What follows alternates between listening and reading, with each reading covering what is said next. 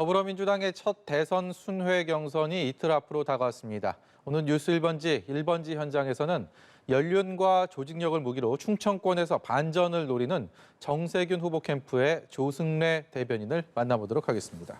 안녕하세요. 예, 안녕하십니까. 조승래입니다. 이 중요한 시기에 정세균 후보는 코로나19 밀접 접촉을 해서 지금 자가 격리 중입니다. 굉장히 안타까운 상황 아니겠습니까? 예, 참 저희들도 안타깝게 생각을 하고 있습니다. 특별히 그 정세균 후보가 충청권 공략에 상당히 공을 좀 들여서 열심히 좀 노력을 하던 중에 많은 분들은 이제 대의원들, 권리당원들 이제 접촉하는 과정 속에서 발생해서 아무래도 이제 그 접촉을 통해서 대화를 나누다 보면 그 후보자에 대한 생각을 훨씬 더 많이 알게 되고 친밀감이 생기게 됩니다. 그래서 한참 이제 바닥의 분위기가 좀 좋아지던 여건에서 자가격리가 들어가게 되면서 좀 안타깝게 생각을 하고 있는데, 근데 이제 비대면을 통해서 활발하게 또 활동을 하고 있고요. 계속 뭐 줌이라든지 이런 걸 통해서 계속 대화를 좀 하고 있는 것이고, 또 한편으로는 그 적극적인 지지자들이 내가 정세균이다, 이제 그런 마음을 가지고 더욱더 또 활발하게 또 활동들을 하고 있어서 오히려 또 분위기는 더 좋아지고 있다, 이렇게 보고 있습니다. 어제 토론회가 있었는데 정세균 후보와 이재명 후보 간의 1대1 토론이 많은 주목을 끌었습니다. 공세 수위가 꽤 높았다, 이런 평가들이 많이 나오는데요. 어떻게 보셨습니까? 예, 특별히 저희들은 일관되게 말씀을 드렸던 것이 신상이나 도덕성과 관련된 검증은 당의 공식적인 검증 기구를 두어서 이거는 팩트체크와 관련된 부분이니까 진행을 하고, 정책이나 공약에 대해서는 좀 철저하게 따져보자, 이제 그렇게 저희들이 일관되게 얘기를 했던 것이고, 그런 측면에서 1대1 토론을 좀 하자라는 제안을 저희들이 했던 겁니다. 다행히 이제 그것이 뭐 일부 좀 변형된 형식입니다만 받아들여져서 어제 1대1 정책 검증 토론이 됐던 것이고요. 어제 진행됐던 검증은 이제 정책과 관련된 검증 아니었습니까? 특별히 이재명 지사가 가지고 있는 가장 핵심적인 공약이 바로 기본소득과 관련된 것인데, 기본소득의 의미나 효과 뭐 이런 문제도 따져봐야 될 문제지만, 그럼 재원을 도대체 어떻게 만들겠다는 것이냐에 대해서 정세균 후보가 줄곧 이제 물어본 거 아니었습니까? 그 질문에 대해서 이재명 지사는 사실은 답변을 회피를 했습니다. 그러니까 예를 들면 이런 식으로 답변을 과거에 했던 게 있었습니다. 뭐 그 조세 감면을 축소를 해서 25조를 하겠다. 그럼 어떻게 하겠다는 거냐, 구체적인 질문에 대해 답변을 안 하고 있는 건데, 예를 들면 그렇습니다. 2020년 기준으로 우리나라의 조세 감면 규모가 한 54조쯤 됩니다.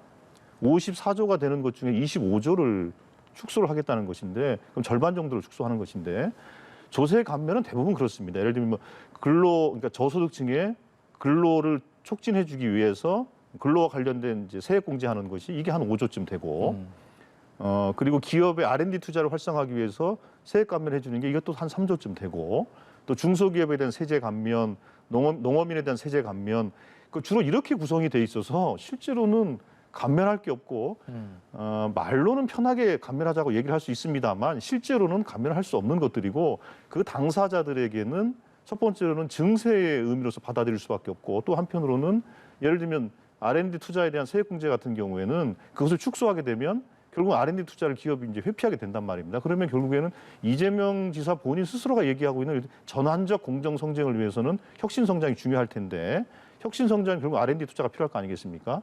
그거에 대한 유인을 제거하는 꼴이 돼서 기본소득을 위한 재원 마련과 전환적 공정 성장을 위한 이것이 서로 충돌되는, 이게 말이 안 되는 상황이 발생하는 것이죠.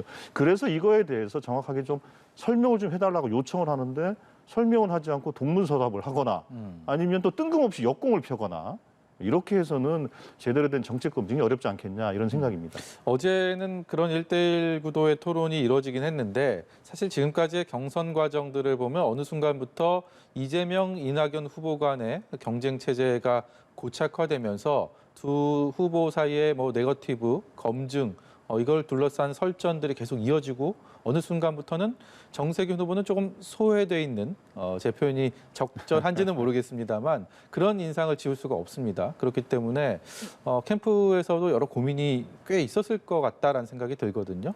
근데 실제로 저희들이 당의 경선을 국민들이나 아니면 민주당을 지지하시는 분들이 보시기에도 이 경선이 정말로 아름답게 경선이 진행이 돼서 결국에는 승리하는 경선을 만들어야 되지 않겠습니까?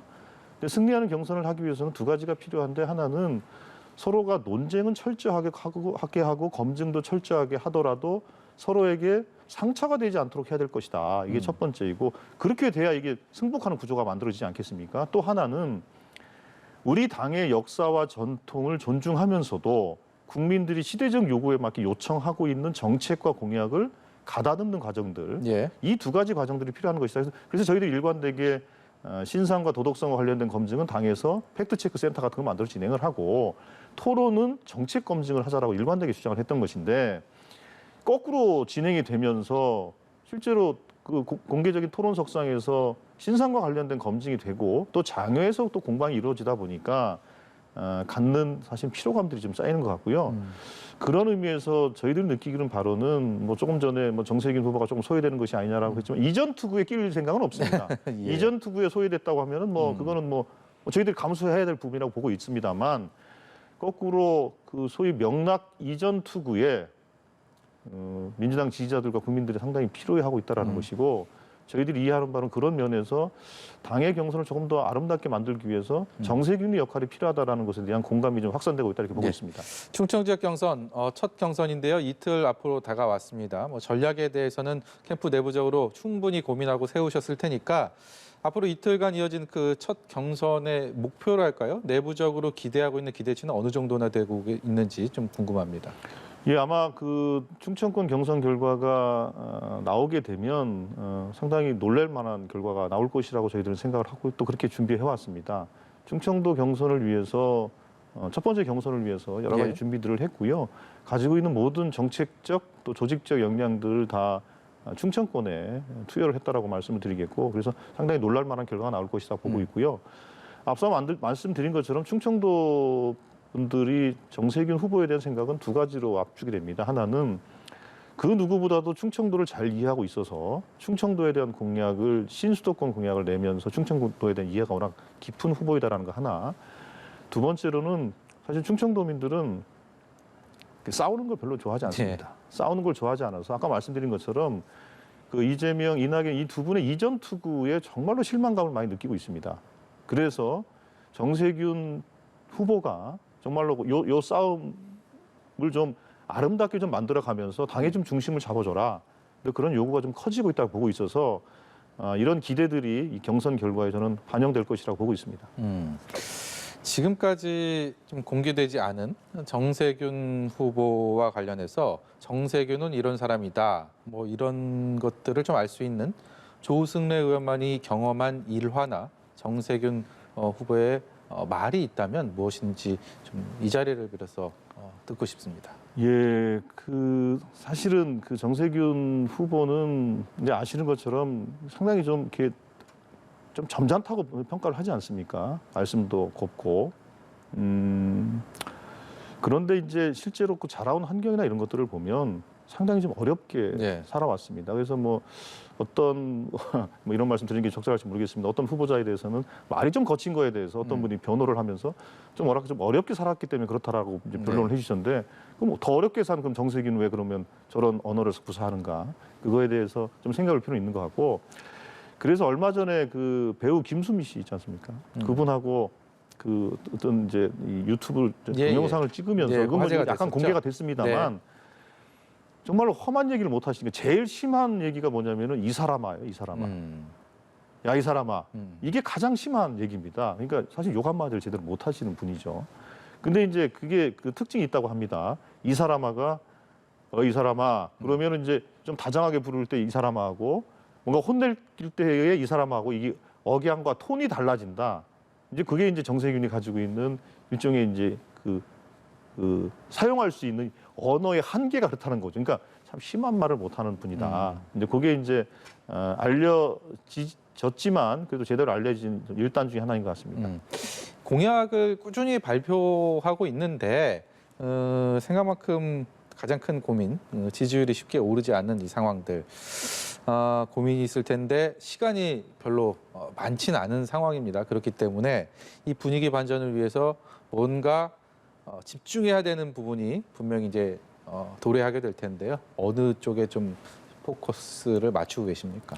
아무래도 그 정세균 후보가 가지고 있는 가장 큰 강점은 그 다른 민주당의 다른 모든 후보자들에 비해서 경제와 외교와 관련해서 가지고 있는 강점이 제일 크다라고 보고 있고요. 예. 특별히 그게 아직은 그 이 두 유력 주자들의 이전 투구 속에서 그게 제대로 이제 이 부각이 안 되고 있는 건데 이제 앞으로 저희들은 이제 당의 논쟁이 그 경제와 외교 문제로 저는 전환이 돼야 된다고 생각을 하고 있습니다. 왜 그러냐면 대통령이 해야 될 가장 집중해야 될 일이 그거기 때문에 그런 것이죠. 사실은 대통령이 집권을 해서 일을 하는 데 있어서 대통령이 해야 될 가장 큰 일이 그 두 가지 아니겠습니까? 그럼 이 두 가지 문제에 대한 역량과 정책적인 그 자질을 검증하는 것이 핵심적인 주제가 되어야 될 것인데 예. 지금은 약간 핵심적인 주제에서 벗어나 있는 것이죠. 그래서 핵심적인 주제로 다시 전환이 돼서 논쟁이 되도록 저희들이 좀 노력을 좀 할 생각이고요. 다른 모든 후보자들도 그렇게 좀 진행을 할 걸 촉구를 하겠고 당에서도 실제로 이 당의 논쟁 과정들이 정말로 신변 잡기식의 신상털기 논쟁이 아니라 대통령이 갖춰야 될 덕목과 자질과 능력에 대해서 제대로 검증할 수 있는 그런 토론의 구성이나 이런 것들을 해줄 것을 다시 한번 촉구를 하겠습니다. 국회 현안 얘기 하나 해보겠습니다. 윤희숙 국민의힘 의원 사퇴안 처리를 어떻게 할 것인가. 여야가 목소리가 좀 다른 것 같습니다. 서로 좀 폭탄 넘기기 양상이다 이런 얘기까지도 언론 보도를 통해서 나오던데 어떻게 매듭이 지어져야지 옳다라고 생각하십니까?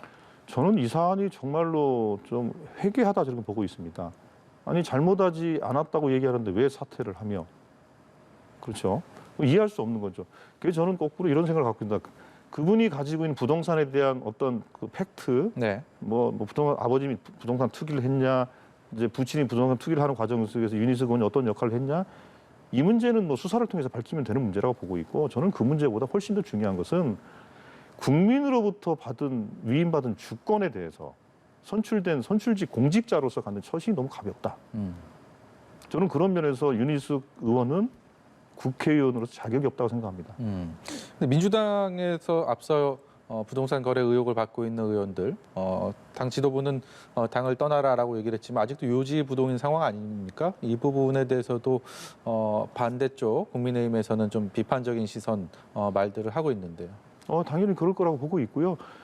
그리고 이제 그 과정 속에서 지금 이미 이제 그 무혐의 처분을 받은 이제 분들도 무상의원이라든지 있죠. 예. 이렇게 생기고 있는 것입니다. 그래서 그거는 그 양 당이 지금 현재 이러저런 조치를 하고 있는 데 있어서 그 과정, 그러니까 정치적인 조치들과 수사 당국에 있는 수사 과정이 서로 겹치는 거 아니겠습니까? 예. 이 겹치는 과정에서 발생하는 것은 또 있을 수 있다고 봅니다. 마지막으로요. 국민의힘은 이제 역선택 방지 조항 두고 굉장히 룰을 정하는데 시끄러운데요. 민주당 쪽에서 뭐 홍준표, 유승민 후보는 상대적으로 윤석열, 최재형 후보보다 좀 수월하다 이런 분위기가 형성이 돼 있습니까? 글쎄요, 그거는 뭐 그 각기 국민의힘 주자들이 갖는 뭐 이런 장단점이 있을 것이기 때문에 저희들이 그런 걸 가지고 뭐 지금 현재 계산을 하고 있지는 않는 거고요. 또 설사 계산을 한다 치더라도 그럼 역선택을 하면 민주당에서 그런 계산을 통해서 예를 들면 뭐 조직을 풀 가동해서 역선택해라라는 일종의 오더를 주고 예. 이제 그런 것을 전제로 하는 것인데 네. 그거는 정치와 정당을 그리고 공당의 대통령 후보를 선출하는 이 과정에 대해서 너무 희화화시키는 거죠. 네. 그거는 그 정당이 가지고 있는 자기들의 정체성과 자기들의 룰을 가지고 진행하면 되는 문제입니다. 그거를 뭐 역선택 이런 걸 가지고 희화화시킬 필요가 없고요. 또 그것을 정쟁의 소재로 삼는 것은 또 적절치 않다 이렇게 보고 있습니다. 예. 오늘 말씀 여기까지 듣도록 하겠습니다. 지금까지 정세균 예비후보 캠프의 조승래 대변인이었습니다. 고맙습니다. 예, 감사합니다.